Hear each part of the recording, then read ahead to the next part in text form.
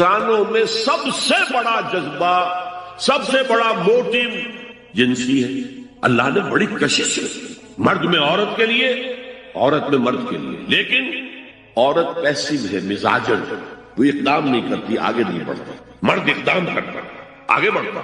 یہ جو کشش ہے، اس کے نتیجے میں مرد اور عورت کے درمیان بے حجابی گویا کہ آگ پر تیل ڈالنا ہے، آگ بڑھ گئی۔ اسلام نے اس کو روکا ہے، پورا نظام اس کا معاشرتی، ایک بہت بڑا پردہ پورے معاشرے میں ہے، بہت بڑا پردہ، جیسے یہ چھوٹا سا پردہ آپ کو نظر آ رہا ہے، ادھر عورتیں ادھر مرد ہیں۔ اب یہ ہے بہت پیاری آیت ہماری خواتین کے لیے قابل غور۔ نیک بیویاں تو وہ ہیں جو تابع دار ہو، اطاعت کیش ہو، مردوں کا کہنا مانے، ان کی اطاعت کرے، حافظات للغیب، اور غیب میں ان کے لیے محافظ بنے، ان کے مال کی بھی حفاظت کرے۔ یہ نہیں خیانت کر کے شوہر تو گیا ہوا جو چاہو اس کے مال میں سے جس کو میں جو چاہوں دے دوں، نہیں، یہ اس کا مال جو ہے وہ اسی کا ہے، اس کی خیانت نہیں کرے گی، وہ امانت کے ساتھ حفاظت کرے گی، اور اس کے علاوہ اپنے نفس کی حفاظت کرے گی، اس لیے کہ وہ بھی اب شوہر کی امانت ہے۔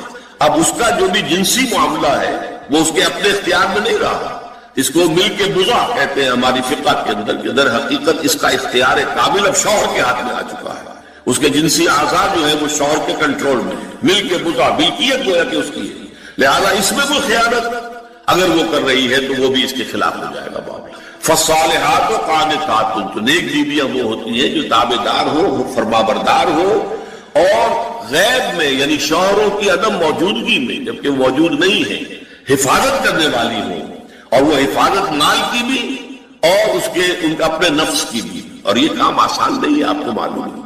شوہر کبھی 4 مہینے کے لیے باہر چلا گیا ہے، کبھی 1 سال کے لیے باہر چلا گیا ہے، عورت کے لیے اپنے نفس کو تھامے رکھنا، اپنی جنسی خواہشات کو، فرض کی جوان عورت ہے، اس کی بھی تو نفسانی خواہشات ہیں، تو آسان کام نہیں ہے۔ یہی وجہ ہے، آپ کے علم میں ہوگا کہ واقعہ بڑا عجیب پیش آیا تھا، اس کو بیان کرتے ہوئے شرم بھی آتی ہے۔ حضرت عمر رضی اللہ تعالیٰ عنہ اپنی رات کے گشت میں ایک مکان کے پاس سے گزر رہے تھے، تو انہوں نے سنا کہ ایک عورت جو ہے وہ بڑے درد بھرے الفاظ میں کچھ گا رہی تھی۔ اگر مجھے اللہ اور اس کے رسول کا فرق کا خوف نہ ہوتا تو تم دیکھتے کہ اس وقت میری چارپائی جو ہے چرچرا رہی ہو۔ تو اس پر حضرت عمر جو ہے وہ دم تنبہ ہوا کہ ہمارے لوگ جو ہیں جہاد پر جاتے ہیں، سال بھر تک واپس نہیں آتے، تو اس سے تو سوسائٹی کے اندر بہت زیادہ جو ہے ایک اندیشہ اور خطرہ پیدا ہو جائے گا۔ تو انہوں نے اب دیکھیے یہ بات بھی کہ دین میں کوئی شرم اور حیا اس معاملے میں نہیں ہے، کہ اپنی بیٹی سے پوچھا حضرت حفصہ سے، اب وہ بیٹی بھی ہے اور ام المومنین بھی ہے، حضور کی اہلیہ ہے تو ام المومنین ہے، لہذا حضرت عمر کے لیے بھی ماں کے درجے میں ہے، اگر چاہیں حضرت عمر کی صاحبزادی، کہ تم مجھے بتاؤ حفصہ ایک عورت زیادہ سے زیادہ کتنے عرصے تک صبر کر سکتی، اور کوئی قباحت محسوس نہیں کی حضرت حفصہ رضی اللہ تعالی عنہا نے، کہا 4 مہینے۔ تو پھر انہوں نے یہ آرڈر نافذ کر دیا، کوئی مجاہد 4 مہینے سے زیادہ جو ہے وہ بحث کرتا رہا ہے، لازماً وہ آئے چھٹی لے کر اور وہ گھر پہنچے۔ آپ اس کی روشنی میں دیکھیے جو کچھ ہمارے ہاں ہو رہا ہے، امارات میں جو لوگ کام کرتے ہیں، سعودی عرب میں کام کرتے ہیں، باہر کے ممالک میں کام کرتے ہیں، جوان بیویوں کو یہاں چھوڑ جائے، پھر جو قصے ہوتے ہیں، جو سکینڈلز ہوتے ہیں، پھر جب وہ شوہر صاحب تشریف لاتے ہیں تو وہ دیور اور بیوی جو ہے مل کر اسے قتل کرتے ہیں، اس لیے کہ یہاں تو دنیا بدل چکی ہے، دیور کی اور بھابھی کے رشتہ کچھ اور ہی بن چکا ہے، لہذا وہ قتل بھی کرتے ہیں، مال بھی سارا لے لیتے ہیں۔ یہ ساری خبریں آپ اخبارات میں پڑھتے ہیں، یہ کیوں ہے؟ فطرت کے خلاف ایک طرز اولاد اختیار کر رہے ہیں، یا تو اپنی فیملیز کو ساتھ لے کر جائیے، یا یہ ہے کہ پھر یہ وقفہ کا جو ہے معاملہ زیادہ، میں سمجھتا ہوں اس حدیث کے بعد جو حضرت عمر کا فیصلہ تھا 4 مہینے کا، اس سے زائد جو ہے باہر سٹے کرنا، اپنے گھر نہ آنا، ایک اعتبار سے گناہ کے درجے کی بات ہو جائے گی۔ علیکم بسنتی و سنت الخلفاء الراشدین المہدیین، تمہارے ذمے ہے میری سنت بھی اور خلفاء راشدین جو ہے میری سنت بھی۔ انسانی تمدن کا اہم ترین اور بنیادی ترین مسئلہ کیا ہے؟ تمدن کا ایک ہے انسانی زندگی کا مسئلہ۔ انسانی زندگی کا سب سے پہلا مسئلہ وہی ہے کہ جو حیوانی زندگی کا بھی ہے، اپنی مادی ضروریات، پیٹ کھانے کو مانگتا ہے، سب سے پہلے یہی ہے، اس میں کوئی شک نہیں۔ لیکن اس کے بعد جب 2 انسان ملتے ہیں اور اس سے تمدن شروع ہوتا ہے، اس کا سب سے بڑا مسئلہ ہے انسان کی شہوت۔ اللہ نے 2 جنسیں بنا دی ہیں، مرد ہیں، عورت ہیں، اور ان دونوں کے درمیان تعلق سے نسل آگے چلتی ہے۔ اب اس معاملے کو کیسے ہارنس کیا جائے، کیسے منظم کیا جائے، یہ جذبہ بہت پوٹنٹ ہے. جو فرائڈ نے کہا ہے بس وہ یوں سمجھیے کہ ذرا زیادہ مرچ مسالہ لگا دیا، ورنہ اس میں کوئی شک نہیں کہ یہ بہت ہی پوٹنٹ جذبہ ہے انسان کا. انسٹنکٹ جو ہے سیکس کا انسٹنکٹ وہ بہت مضبوط ہے، بہت قوی ہے. لیکن جو شے جتنی قوی ہو اتنا ہی اسے پھر جو گھوڑا جتنا منہ زور ہو اتنا ہی اس کو لگام دینا جو ہے وہ آسان نہیں ہوتا، اس کے لیے پھر مشقت کرنی پڑتی ہے. تو اب اگر کوئی سیکس کو اوپن کر دیا جاتا، کھلا سیکس، فری سیکس، آج کل یہ لفظ استعمال ہوتا ہے فری سیکس، کیوس ہوتا، تمدن میں فساد ہو جاتا. اس کے لیے شادی کا معاملہ کہ ایک عورت کا ایک مرد کے ساتھ رشتہ رہے، سب کو معلوم ہو کہ یہ اس کی بیوی ہے، یہ اس کا شوہر ہے، تاکہ اس طریقے سے نسب کا معاملہ بھی چلے اور ایک خاندانی ادارہ وجود میں آئے. ورنہ تو خاندانی ادارہ بس کیسے وجود میں آئے گا؟ فری سیکس میں تو خاندانی ادارہ وجود میں آ ہی نہیں سکتا. تو شادی کا، نکاح کا یہ رشتہ جو ہے یہ اللہ تعالیٰ نے اختیار کیا اور یہ انسانوں کو سکھایا. اور آج کی دنیا میں تو جو یہ مرد و عورت کی مساوات کا سلسلہ ہے یہ شیطان کا سب سے بڑا فلسفہ اور معاشرے میں فساد اور گندگی پیدا کرنے کا اس کا سب سے بڑا ہتھیار ہے. اور اب جو کچھ وہی صحیح اقدار ہماری ایشیا کے ممالک جو ہیں، زیادہ تر مسلمان ممالک ہیں، ان میں خاندانی نظام کی جو بچی کچی شکل رہ گئی ہے اس کو برباد کرنے کے لیے یہ قاہرہ کانفرنس اور بیجنگ کانفرنس، اس ایشیا کا گھیراؤ دونوں طرف سے، مشرق سے مغرب سے، کہ عورت کو آزاد کرو، عورت کو اٹھاؤ، ایمانسیپیشن کے نام پر، آزادی کے نام پر، اور مرد و عورت کی مساوات کے نام پر، تاکہ خاندانی نظام ٹوٹ کر رہ جائے جیسے کہ ان کے ہاں ٹوٹ چکا ہے.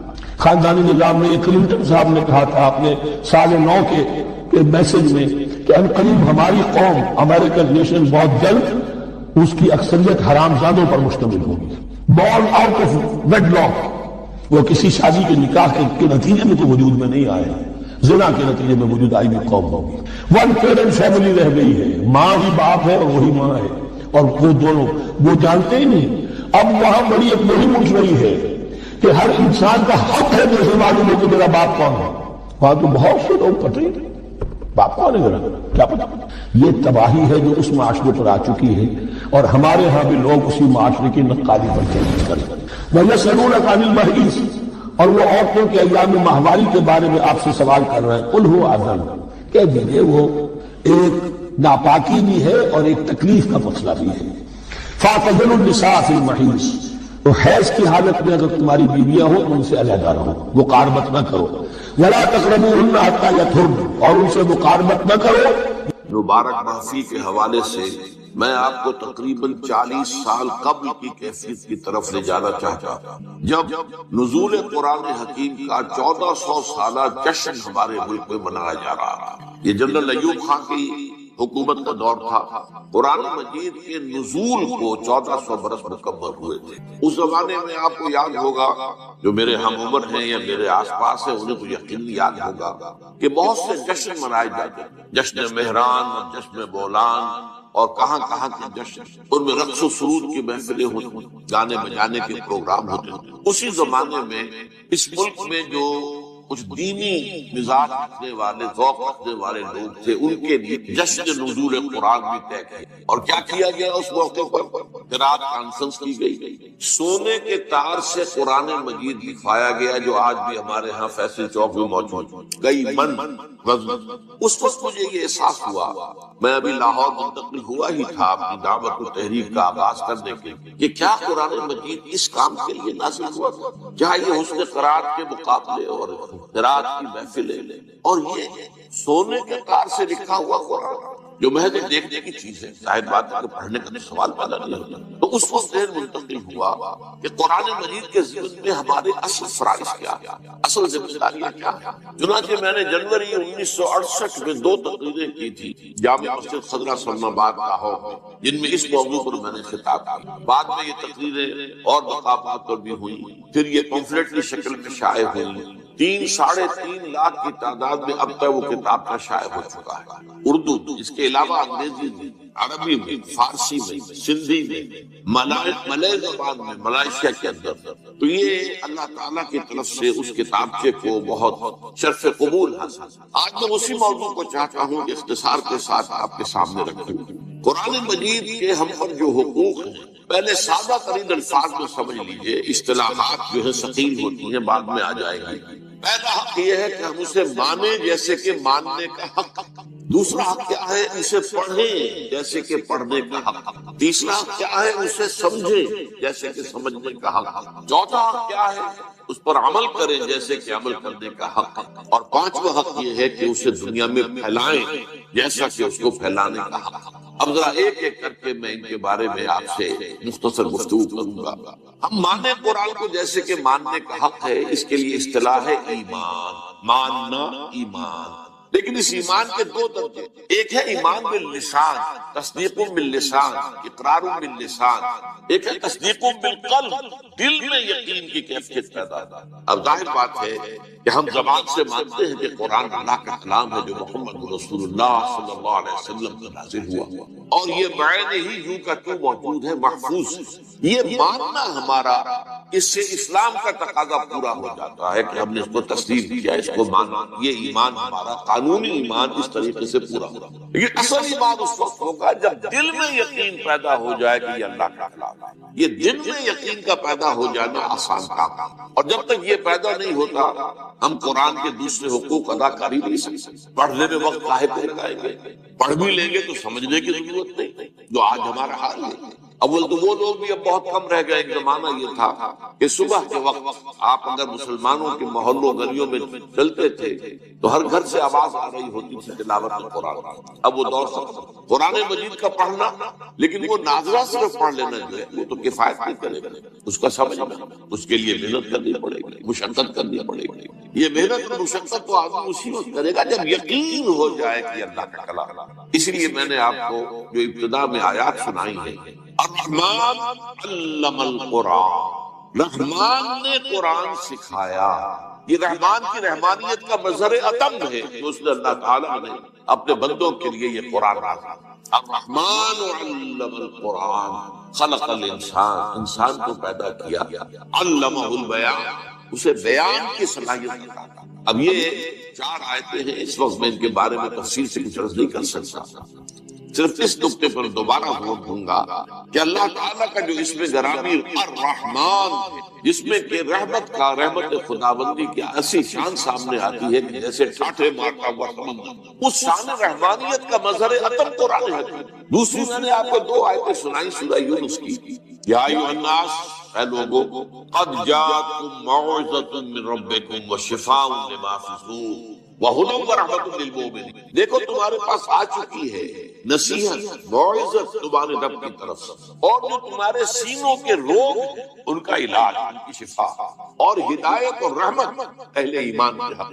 قل بفضل اللہ وبرحمتہ، اے نبی ان سے کہہ دیجئے کہ اللہ کے فضل اور اس کی رحمت کا منظر ہے کہ یہ قرآن نازل، فبذلک فلیفرحوا، تو اس پر خوشیاں منائیں کہ اللہ نے اتنا بڑا کرم فرمایا، اپنا کلام ہمیں عطا کر دیا اور اس کی حفاظت کا ذمہ لے لیا۔ ہوا خیر مما یجمعون، یہ قرآن ان تمام چیزوں سے بہتر ہے جو لوگ جمع کرتے ہیں، مال جمع کرتے ہیں، دولت جمع کرتے ہیں، جائیداد بناتے ہیں، یا اور بھی مختلف بھی ہماری اس وقت کی جو بھی دلچسپیاں ہیں جس پہ ہم لگے ہوئے ہیں، ہم عطل لگے ہوئے ہیں، دن رات لگے ہوئے ہیں۔ اگر ہم جان لیں اس قرآن کی عظمت کیا ہے تو ہمیں معلوم ہوگا کہ یہ سب سے زیادہ قیمتی شے ہے، آسمان کے نیچے، زمین کے اوپر، اس سے زیادہ قیمتی شے اور کوئی نہیں ہے۔ ہوا خیر مما یجمعون، جو کچھ یہ جمع کرتے ہیں ان سے کہیں بہتر، کہیں وقی، کہیں قیمتی شے یہ قرآن۔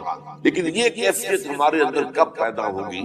جبکہ ہمیں یقین ہو جائے۔ اور میں آپ کو دعوت دوں گا ایک سیلف سینسر جسے ہم کہتے ہیں، سیلف کریٹیسزم جسے کہتے ہیں، ہم اپنے گریبانوں میں جھانک کر دیکھیں کیا واقعی ہمیں یقین ہے؟ اگر یقین ہے تو پھر اس کے ساتھ ہمارا طرز عمل کیا ہے؟ کیا ہمیں پڑھتے ہیں اسے جیسے کہ پڑھنے کا، کیا سمجھتے ہیں جیسے کہ سمجھنے کا، کیا اس پر عمل کرتے ہیں جیسے کہ عمل کرنے کا، کیا اسے پھیلا رہے ہیں دنیا میں جیسے کہ پھیلانے کا؟ اور اگر ہم یہ نہیں کر رہے تو اس کا صاف مطلب یہ ہے کہ ہم زبان سے تو کہہ رہے ہیں، اقرار باللسان تو اللہ کا شکر ہے کہ ہمیں حاصل ہے اور اسی کی بنیاد پر ہم مسلمان ہیں، لیکن یقین قلبی کی نعمت سے ہم محروم ہیں۔ تو میں اس وقت دعا ہی کر سکتا ہوں کہ ہمیں اللہ تعالیٰ قرآن مجید کے منزل من اللہ کلام ہونے پر یقین عطا فرمائے، اس لیے کہ بعد کے جو حقوق ہیں وہ سب اسی کے اوپر جو ہے ان کا دار و مدار۔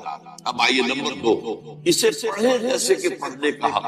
قرآن مجید کے پڑھنے کے ضمن میں پہلی بات یہ کہ اس کی تجوید صحیح ہونی چاہیے، مخارج صحیح ہے۔ ہمیں معلوم ہو قاف اور کاف میں کیا فرق ہے، عین اور حمزہ میں کیا فرق ہے، ہا اور ہا چھوٹی ہے ان میں کیا فرق ہے۔ تو قرآن مجید کو تجوید کے ساتھ پڑھنا، تجوید کے ساتھ اس کی تلاوت کرنا، پھر یہ ہے کہ اسے اپنا روزانہ کا معمول بنانا۔ چنانچہ ہمارے صحابہ کرام رضوان اللہ تعالی علیہم اجمعین کا تو معاملہ یہاں تک تھا کہ بہت سے صحابہ ہر ہفتے ایک مرتبہ قرآن ختم کرتے، ان میں سر فہرست حضرت عثمان بن عفان رضی اللہ تعالی عنہ ہر ہفتے قرآن مجید ختم کرنا، یہ ان کے معمولات تھے۔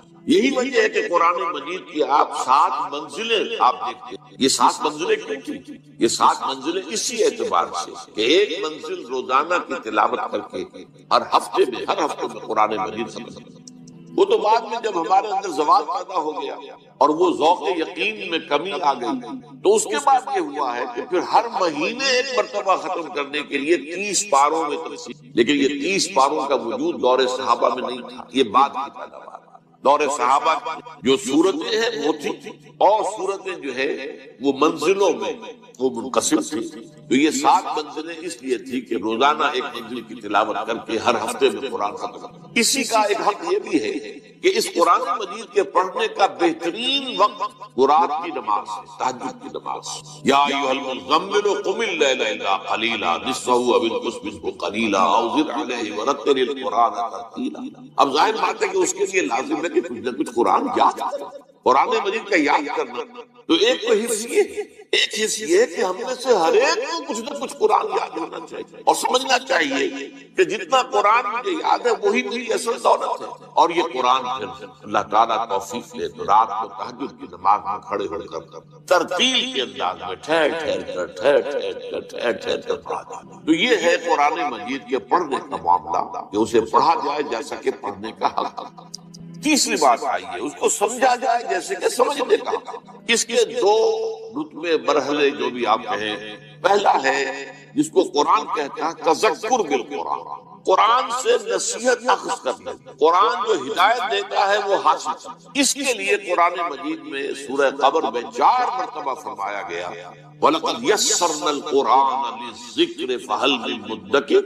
یہ نصیحت اخذ کرنے کے لیے، ہدایت اخذ کرنے کے لیے ہم نے قرآن کو آسان بنایا ہے۔ تو ہے کوئی تم میں سے کہ جو اس سے ذکر حاصل کرنا چاہے؟ قرآن اس اعتبار سے دنیا کی آسان ترین کتاب، لیکن ایک شرط ہے، چھوٹی سی شرط، اس کو اس کی اپنی زبان میں پڑھا۔ قرآن مجید نازل ہوا عربی میں نازل ہوا اور عرب ہی پہلے مخاطب تھے، لہذا ان کے لیے بہت آسان کام تھا۔ حضور کی زبان مبارک سے قرآن ادا ہو رہا اور ان کے قلوب پر اور ان کے اذہان میں اترتا چلا جاتا۔ انہیں کسی دقت کا سامنا نہیں تھا کہ پہلے وہ عربی سیکھیں، عربی گرامر پڑھیں اور پھر قرآن مجید کی سب۔ لیکن یہ جو تذکر بالقرآن ہے، قرآن مجید سے نصیحت اخذ کرنا، ایک ہے قرآن مجید پڑھ کر صرف ثواب حاصل، میں اس کی بات کو ختم کر دوں۔ وہ تو جو تھا پڑھنا، جیسا کہ پڑھنے کا حق اس میں بیان ہو چکا، یقیناً تلاوت سے ثواب حاصل ہوتا ہے۔ اور آپ ظاہر بات ہے کہ اپنا وقت لگاتے ہیں، وضو کرتے ہیں، بیٹھتے ہیں، قبلہ رخ ہو کر بیٹھتے ہیں، پھر قرآن مجید کو پوری اس کی تعظیم کرتے ہوئے کھولتے ہیں اور پھر قرآن پڑھتے ہیں۔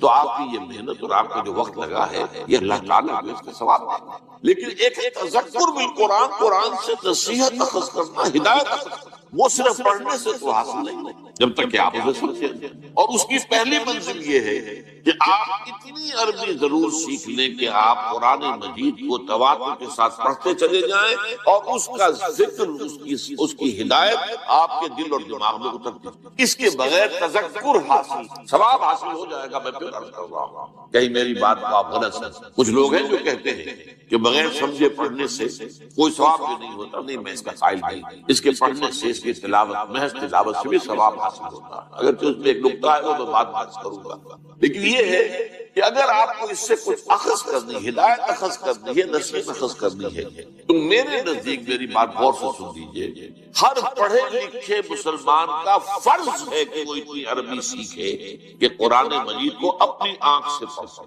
ترجمے سے پڑھنے میں وہ تاثیر نہیں، آپ جو ہے ترجمے سے اگر پڑھیں گے تو گویا کہ آپ مترجم کی آنکھ سے پڑھ رہے ہیں۔ یہ تو اپنی آنکھ سے پڑھنا تو تبھی ہوگا جبکہ آپ عربی زبان سے واقف تھے اور قرآن کے اور آپ کے درمیان ترجمہ حائل نہ ہو، بلکہ قرآن جسے اقبال کہتا ہے تیرے ضمیر پہ جب تک نہ ہو نزول کتاب، گرہ کشا ہے نہ رازی نہ صاحب کشاف، براہ راست دل پر نازل ہونا چاہیے، اور اس کے لیے اتنی عربی سیکھنا میرے نزدیک فرض۔ غور کیجئے، آپ نے ایم اے کیا ہے، بی اے کیا ہے، ایم بی اے کیا ہے، اور تعلیم حاصل کی ہے، ڈاکٹری پڑھی ہے، انجینئرنگ، اور عربی اتنی نہ سیکھ سکے کہ قرآن مجید کو پڑھ سکے، کیا جواب دیں گے اللہ تعالیٰ کے سامنے حاضری ہوگی قیامت پر؟ ہمارا یقین ہے یوم یقول الناس لرب العالمین، ہمیں حاضر ہونا ہے، جواب دیں تم نے میرے کتاب کی کیا کیا، تم نے اس کے لیے اتنی محنت کی، تم نے انگریزی اتنی پڑھی کہ انگریزوں کو پڑھا۔ بے شمار ہندوستانی اور پاکستانی مسلمان، آپ کو معلوم ہونا چاہیے، انگلینڈ میں اسکولوں کے اندر پڑھا رہے ہیں، انگریزی پڑھا رہے ہیں، لیکن تم اتنی عربی نہ سیکھ سکتے، حالانکہ تمہاری اپنی زبان اردو جو ہے اس کا ایک جملہ آپ نہ بول سکتے ہیں، لکھ سکتے ہیں جس میں عربی کا لفظ نہ آئے، جملہ عربی کا لفظ عربی کا لفظ، تو یہ تو ہماری زبان کے اندر جو ہے رچی بسی زبان، پھر اس کو تم نے نہیں سیکھا تو ہمارے کلام کی کیا قدر ہے؟ اس کا جواب جو ہے آج ہی سوچ لیجئے۔ یہ گھڑی محشر کی ہے، نور سائے محشر میں ہے، پیش کر غافل عمل کوئی اگر دفتر میں ہے، اپنے آپ کو امیجن کیجئے، تصور کیجئے کہ اللہ کے حضور میں کھڑے ہیں اور وہاں سوال ہو رہا ہے کہ تم نے میری کتاب جسے میں نے اپنی رحمانیت کا مظہر قرار دیا، جس کے بارے میں کہا قل بفضل اللہ وبرحمتہ فبذلک فلیفرحوا، تم نے اس کی کیا قدر؟ تو یہ ہے تذکر بالقرآن جو آسان ہے، لیکن اس کے لیے بھی عربی زبان کا اتنا فہم ضروری ہے کہ وہ براہ راست آپ اسے پڑھیں اور اس کا ذہن، اس کا فکر، اس کی سوچ، اس کی ہدایت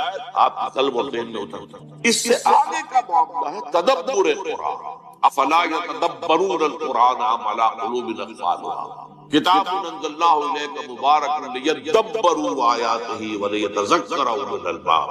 تدبر قرآن کی شرائط جو ہیں وہ بڑی کڑی ہیں، گہرائی میں اتر، قرآن مجید کی گہرائی میں غوطہ زنی، جسے اقبال کہتا ہے کہ قرآن میں وہ غوطہ زن ہے مرد مسلمان۔ اس کو میں ایک سادہ سی مثال سے سمجھایا کرتا ہوں۔ دیکھیے سمندر میں اگر کوئی آئل ٹینکر جو ہے وہ ٹوٹ جائے، حادثہ ہو جائے، لیک کر جائے، تو تیل جو ہے اس سے اتر نکل کر سمندر کی سطح پر رہتا ہے، وہ تیل نیچے نہیں جاتا۔ اب آپ کو معلوم ہے اوپر تو وہ تیل کی سطح ہے، اس کی ایک لیئر ہے، اور نیچے آپ کو معلوم ہے بہت میلوں جو ہے گہرا پانی۔ بالکل یہ معاملہ ہے کہ قرآن سے تذکر اخذ کر لینا تو ایسے ہے جیسے سمندر کی سطح کے اوپر وہ تیل ہے، بہت آسان، لیکن قرآن کے علم و حکمت کی گہرائیوں میں اترنا وہ تو ایسے ہی ہے کہ جیسے موتی حاصل کرنے کے لیے غوطہ زنی کرنی پڑتی ہے اور سمندر کی تہہ سے جا کر موتی حاصل کی ہے۔ یہ تدبر قرآن ہے جس کے اعتبار سے میں آپ کو ایک مثال دے رہا ہوں۔ حضرت عمر رضی اللہ تعالی عنہ کے صاحبزادے حضرت عبداللہ ابن عمر رضی اللہ تعالی عنہما وہ فرماتے ہیں